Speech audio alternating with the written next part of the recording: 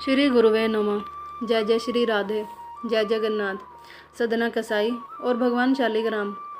काशी के एक वेद पाठी सदाचारी ब्राह्मण देवता से गौ माता के प्रति एक अपराध हो गया। एक गाय भागती हुई उनके पास से गुजर गई। उतने ही में ही एक आदमी भी उनके पीछे भागता हुआ आया। उसने पूछा, क्यों पंडित जी, इस गली से कोई गाय अभी अभी गई है क्या? पंडित जी ने अपने हाथ से संकेत कर दिया। उस रास्ते पर जाकर उस आदमी ने उस गाय को पकड़ लिया और गाय का वध कर दिया। वह आदमी नर पिशाच यानी कसाई था, जो गौ हत्या में रत अपनी जीविका चलाता था।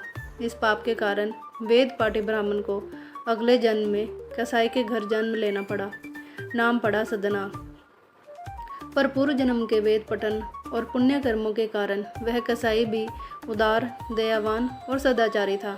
अतः कुलाचार का पालन करते हुए मांस तो बेचता था, पर किसी भी जीव की हिंसा नहीं करता था। पूर्व जन्म में सेव्य ठाकुर जी की कृपा उन पर बनी हुई थी, इसीलिए उसकी भगवत भजन में बड़ी निष्ठा थी। एक दिन सदना एक नदी के किनारे से जा रहा था। तभी रास्ते में उसे एक पत्थर बड़ा मिल गया। उसे पत्थर अच्छा लगा। उसने सोचा कि बड़ा ही अच्छा पत्थर है, तो क्यों ना मैं इसे मांस तोलने के लिए उपयोग करूं। किंतु वह नहीं जानता था कि वह कोई साधारण पत्थर नहीं था, बल्कि भगवान का ही रूप शालिग्राम भगवान थे, जिनका पूर्व जन्म में वह ब्राह्मण देवता नित्य पूजन, गोदुग्धाभिषेक आदि किया करते थे। भाग्य बलवती था, इसीलिए वह वही शालिग्राम भगवान को ले आया। अब सदना कसाई ने पूर्व जन्म के उन शालिग्राम भगवान को इस जन्म में बाट के रूप में प्रयोग करना आरंभ कर दिया और भगवान के सुंदर दिव्य नामों का संकीर्तन करता रहता।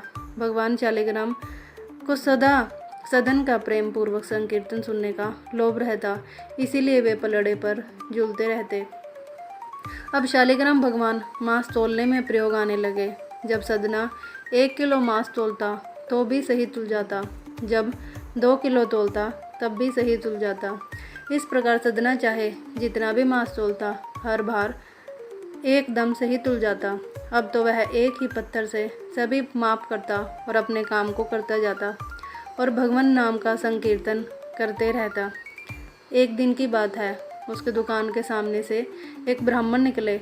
ब्राह्मण बड़े ज्ञानी विद्वान थे। उनकी नज़र जब उस पत्थर पर पड़ी तो वे तुरंत सदना के पास गए और गुस्से में बोले, ये तुम क्या कर रहे हो? क्या तुम जानते नहीं कि जिसे तुम पत्थर समझकर तुम मांस तोलने में प्रयोग कर रहे हो, वे शालिग्राम भगवान हैं। इन्हें मुझे दे दो, मैं इनकी नित्य पूजा पाठ करूँगा और इस तरह तुम्हारे किए पापों से भगवान तुम्हें भी मुक्त कर देंगे। जब सदना ने यह सुना तो उसे बड़ा दुख हुआ और वह बोला, हे ब्राह्मण देव, मुझे पता नहीं था कि ये भगवान शालिग्राम है, मुझे क्षमा कर दीजिए। और सदना ने शालिग्राम भगवान को ब्राह्मण को दे दिया। ब्राह्मण शालिग्राम भगवान शिला को लेकर अपने घर आ गए और गंगा जल से उन्हें नहलाकर मखमल के बिस्तर पर सिंहासन पर बैठा दिया और धूप दीप चंदन से पूजा की। ब्राह्मण देवता को अहंकार हो गया। जिन शालिग्राम ने करोड़ों पतितों का उद्धार किया, आज मुझे उनका उद्धार करने का सौभाग्य प्राप्त हो गया है। यही सोचकर जब वह सोए तो सपने में भगवान आए और बोले, ब्राह्मण देवता, मुझे तुम जहाँ से लाए हो वहीं छोड़ आओ, मुझे यहाँ अच्छा नहीं लग रहा।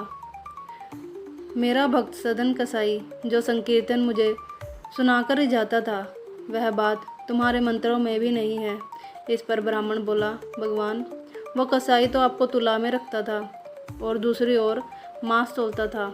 उस अपवित्र जगह में आप थे। भगवान बोले, ब्राह्मण, आप नहीं जानते, जब सदना मुझे तराजू में तोलता था तो मुझे मानो हर पल मुझे अपने हाथों से झूला झूला रहा हो। जब वह अपना काम करता था तो हर पल मेरे नाम का उच्चारण करता था, हर पल मेरा भजन करता था। इसलिए जो आनंद मुझे वहाँ मिलता था वो आनंद यहाँ नहीं। शालिग्राम भगवान बोले, हाँ ब्राह्मण देवता, मैं आपकी निष्ठा से प्रसन्न जरूर हूँ, पर जो समर्पण सदन में है वह तुम में नहीं, इसलिए तुम मुझे वहीं छोड़ाओ। ब्राह्मण देवता भगवान शालिग्राम को लेकर वापस सदना कसाई की दुकान पर पहुँचे और बोले, भैया, सदन ये भक्त वत्सल भगवान तो तुमसे ही प्रसन्न है, मेरी सात्विक पूजा भी इनको नहीं भाई। पर एक बात तुम याद रखना, यह शालिग्राम भगवान का स्वरूप है, इन्हें पूजना चाहिए, ना कि बाँट बनाना चाहिए। वैसे तुमको इस पाप का प्रायश्चित करना चाहिए। ब्राह्मण देवता के वचनों को सुनकर श्रद्धावान प्रेमी भगत सदन कसाई अपने अनजाने के अपराध को स्मरण कर दुखी हो गया। उसने इस अपराध पाप के प्रायश्चित के लिए पतित पावन भगवान जगन्नाथ की यात्रा कर, उनके दर्शन कर, शरण में जा क्षमा मांगने का मन बना लिया। दूसरे ही दिन दुकान बंद कर जगन्नाथ भगवान के दर्शन को जा रहे एक तीर्थयात्री दल के साथ चल पड़ा। कलयुग के पापों को क्षय करने वाले साक्षात भगवान के धाम जगन्नाथपुरी की ओर। पर जैसे ही तीर्थयात्रियों के साथ सदना आगे बढ़ता, अपनी सत्यवादिता की वजह से तीर्थयात्री परख लेते कि यह एक कसाई है। उसे भी आभास हो गया कि यात्री कसाई जानकर उससे दूरी बना रहे हैं और परहेज कर रहे हैं। पानी आदि को छूने पर सदन को लगा, मेरा इन यात्रियों के साथ जाना ठीक नहीं। अतः सदन उनका साथ छोड़ गले में शालिग्राम जी की झोली लटकाकर अकेले ही चल दिया।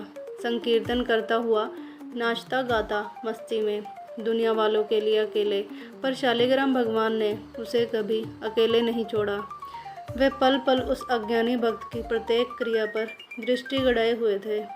मार्ग में एक गांव आया। एक कुएं पर वह पानी पीने के लिए ठहर गया। उस कुएं पर पहले से ही एक सुंदर नारी पानी भर रही थी।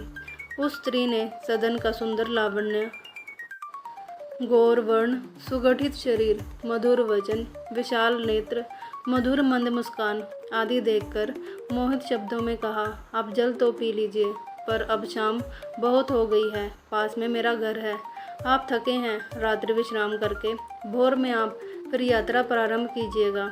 भोला भगत सदन प्रेम में सने बातों में उस स्त्री का निवेदन स्वीकार कर लिया और भगवान शालिग्राम को भी कुएं के जल से नहलाकर उस स्त्री के घर पहुंच गया। रात्रि में वह स्त्री अपने पति के सो जाने पर सदन जी के पास पहुंच गई और अपना अभिप्राय बताया।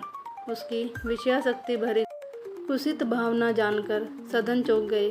उस स्त्री ने फिर कहा, मेरे घर में बहुत धन है, मैं स्वर्ण आभूषण लेकर तुम्हारे साथ चलने को तैयार हूँ। सदन ने कहा, यह ठीक नहीं है, आपके पति तो हैं, आप अपना मनोरथ उनसे ही सिद्ध करें। उस विषयासक्त स्त्री ने समझा कि सदन उसके पति को बाधक समझ रहे हैं। वह गई, अपने सोते हुए पति की गला रेत कर हत्या कर आई। यह सब देखकर सदन जी हक्के बक्के से रह गए, भयभीत हो गए। वह सदन के भाव को ताड़ गई और त्रिया चरित्र करके जोर जोर से चिल्लाने, चीखने और रोने लगी। हाय, इस यात्री को मैंने घर में ठहरने की जगह दी, इसने मेरे घर में चोरी का धन चुराया और विरोध करने पर मेरे पति का गला रेत दिया। पास पड़ोस के लोग इकट्ठे हो गए, सदना को पकड़ लिया गया, राजा के समीप ले गए। राजा ने सदन को देखा तो उसके चेहरे से, मुखाकृति से हत्यारे का भाव नहीं था। राजा ने सदन से पूछा, क्या तुमने इसके पति की हत्या की है? सदन जी मौन हो गए। राजा चिंता में पड़ गया। इधर अत्यंत सीधे भोले भक्त सदन ने सोचा कि यदि मैं इसके घर नहीं आता तो यह घटना घटित ही नहीं होती। अपराध के मूल में तो मैं ही हूँ, अतः वे मौन रह गए। अनुभवी राजा ने मंत्रियों से परामर्श किया कि यह अपराधी नहीं लगता, पर पता नहीं क्यों मौन रहकर स्वीकृति दे रहा है। मैं हृदय से इसे अपराधी नहीं मान पा रहा हूँ। इसे क्या दंड दिया जाए, आप ही बताएं। मंत्रियों ने कहा, यदि वह स्वयं प्रतिवाद नहीं करता तो दंड तो अनिवार्य है, नहीं तो प्रजा में गलत संदेश चला जाएगा कि अपराधी को दंड नहीं मिला, आगे और अपराध बढ़ेंगे। पर इसे आप मृत्यु दंड न देकर इसके वह हाथ काट डालने का आदेश दीजिए जो हाथों से इसने उस स्त्री के पति की गर्दन काट डाली। अगले दिन भरी सभा में सदन का दायां हाथ काट दिया गया।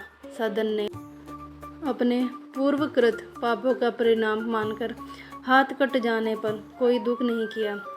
अपनी भगवान जगन्नाथपुरी की यात्रा पुनः आरंभ की। जब जगन्नाथपुरी के निकट पहुँचे तो भगवान जगन्नाथ जी ने अपने सेवक वहाँ के राजा को आज्ञा दी कि मेरे परम प्रिय भक्त सदन कसाई को सम्मान पूर्वक अगवानी कर गाजे बाजे के साथ पालकी में बैठाकर मेरे पास लाओ। श्री जगन्नाथ जी की आज्ञा मानकर राजा पालकी गाजे बाजे स्वागत सामग्री लेकर पहुंच गया, पर सदन जी इस सम्मान को स्वीकार नहीं कर रहे थे। तब स्वयं श्री जगन्नाथ जी ने आकर दर्शन देकर कहा, मेरे प्यारे भक्त, तुम पूर्व जन्म में सदाचारी नैष्ठिक ब्राह्मण थे, पर सत्य संभाषण के पुण्य के लोभ से तुमने वाणी से न बताकर हाथों से संकेत किया कि गाय उस गली में गई है।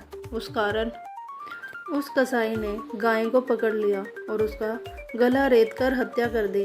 भगवान जगन्नाथ बोले, गौ संरक्षण परम धर्म है। इसकी तुलना में सत्य भाषण आदि सामान्य धर्म की श्रेणी में आते हैं। जिसको तुमने दाएं हाथ से कसाई को निर्देशित किया था, वही गाय वह झूठी स्त्री बनी जिसके झूठे आरोपों से तुम्हारा हाथ काटा गया। उस स्त्री का पति पूर्व जन्म का कसाई बना था, जिसका वध कर पूर्व जन्म की गाय ने बदला लिया है। भगवान श्री जगन्नाथ जी बोले, सदन प्यारे, मनुष्य को अपने संचित शुभाशुभ कर्मों के फल अवश्य मिलते हैं। इसीलिए मेरे अभिन्न अंग ब्रह्मा जी ने 84 लाख योनियों की रचना की है। अब तुम निष्पाप हो गए हो। यदि इस पूर्व पाप का सम्मार्जन फल भोग के रूप में न होता तो तुम्हें ऐसा दर्शन सुलभ न होता। यह तुम्हारे शालिग्राम जी जो तुम्हारे पास बटखरे बनकर रहे, तुम्हारे द्वारा अनेक जन्मों से सेवित हैं। प्रेम सहित सेवित भगवान अपने भक्त का प्रेम निर्वाह कर पुनः जाकर सेवा स्वीकार करते हैं। इस प्रकार भगवान जगन्नाथ ने सांत्वना पूर्वक उद्बोधन कर पालकी में बैठकर चलने की आज्ञा दी। जगन्नाथ जी की आज्ञा पालन के लिए सदन जी ने पालकी में बैठना स्वीकार किया। सभी भक्तों के साथ कली पाप विनाशक परम पावन श्री जगन्नाथ भगवान के दर्शन किए। जय जगन्नाथ। जय जय श्री राधे।